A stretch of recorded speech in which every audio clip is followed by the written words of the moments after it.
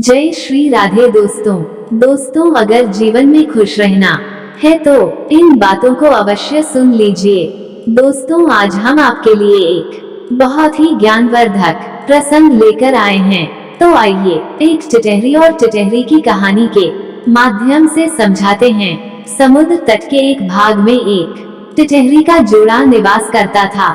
एक समय ऐसा आया जब टिटहरी के प्रसव का समय निकट आने लगा तो टिटहरी ने अपने पति से कहा कि स्वामी आप कहीं और सुरक्षित जगह की खोज करिए। टिटहरी ने कहा कि यहाँ सभी स्थान सुरक्षित हैं, इसलिए तू चिंता मत कर। टिटहरी ने कहा हे स्वामी, जब समुद्र में ज्वार भाटा आता है तो उस ज्वार भाटा से उठने वाली लहरें मतवाले हाथियों को भी खींच ले जाती है, इसलिए हमें दूसरा सुरक्षित स्थान ढूंढना आवश्यक है। टिटहरा ने कहा समुद्र की इतनी हैसियत नहीं है कि वह मेरी संतान को कोई हानि पहुंचा सके। समुद्र मुझसे डरता है, इसलिए तू बिना किसी चिंता और भय के अंडे इसी स्थान पर दे दे। टिटहरा की यह बातें समुद्र ने सुन लिया। समुद्र ने सोचा कि यह टिटहरा बड़ा अभिमानी है, इसीलिए यह आकाश की तरफ अपनी टांगे करके सोता है। इसको लगता है कि आकाश को गिरने से यह रोक लेगा, इसका अभिमान तो नष्ट होना ही चाहिए। यह सोचकर समुद्र में ज्वार आने पर टिटहरी के अंडों को लहरों के साथ बहा दिया। टिटहरी ने जब अपने अंडों को समुद्र में बहता हुआ देखी तो वह रोने लगी और टिटहरा से कहने लगी, अरे मूर्ख, मैंने पहले ही कहा था समुद्र की लहरें मेरे अंडों को बहा ले जाएगी, लेकिन तूने घमंड बस मेरी बातों पर ध्यान नहीं दिया।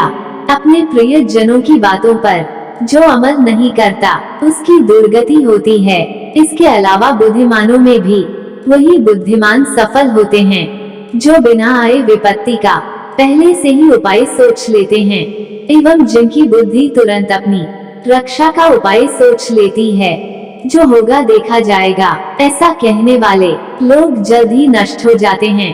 टिटहरी की यह बातें सुनकर टिटहरा ने कहा, मैं औरों की तरह मूर्ख और निष्कर्म नहीं हूँ, मेरी बुद्धि का बल देखती जा।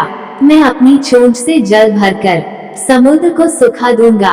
समुद्र के साथ तेरा बैर तेरे लिए अच्छा नहीं होगा और इस विशाल समुद्र पर क्रोध करने से कोई फायदा नहीं। अपनी शक्तियों को देखकर ही हमें किसी से भी बैर करना चाहिए, नहीं तो जिस तरह आग में पतंगा जलकर खाक हो जाता है, उसी प्रकार समुद्र से बैर तेरे लिए अच्छा नहीं है।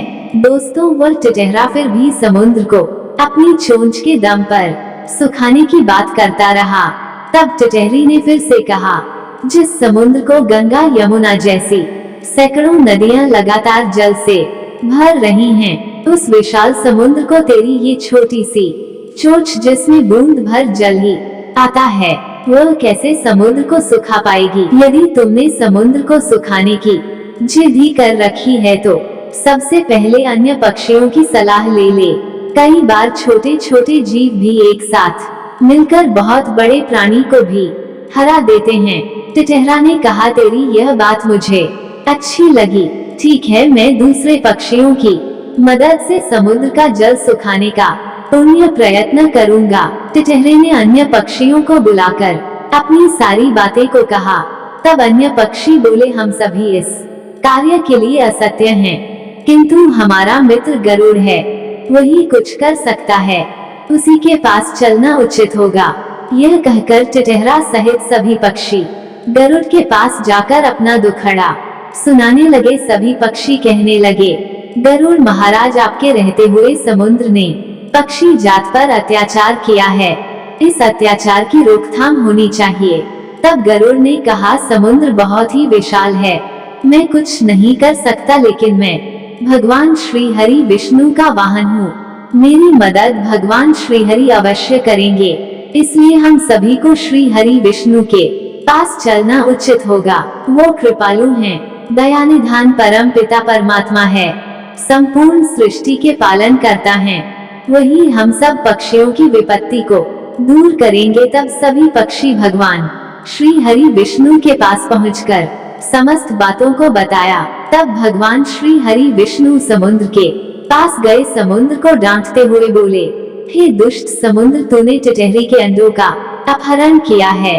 मेरा आदेश है, टिटहरी के अंडों को जल्द ही वापस कर दे। भगवान विष्णु का आदेश पाते ही समुद्र ने अपने जल को समेट लिया, जिससे टिटहरी को अपने अंडे मिल गए।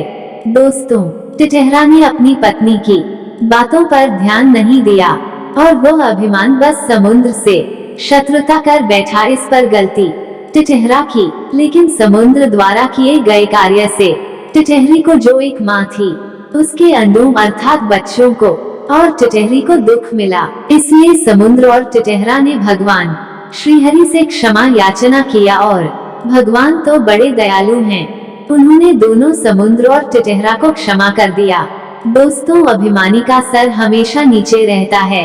दोस्तों, नारायण के पैर पकड़ लीजिए, भगवान नारायण सभी दुखों से मुक्त कर देंगे। 84 लाख योनियों से भी मुक्ति मिल जाएंगी, मोक्ष के द्वार खुल जाएंगे। भगवान श्री हरि का साथ हो तो मनुष्य को फिर क्या डरना। जय श्री नारायण, जय श्री हरि विष्णु, जय हो प्रभु। यह कहानी आपको कैसा लगा? अगर अच्छा लगा हो तो मेरे चैनल को सब्सक्राइब करें और लाइक करें और कमेंट करें।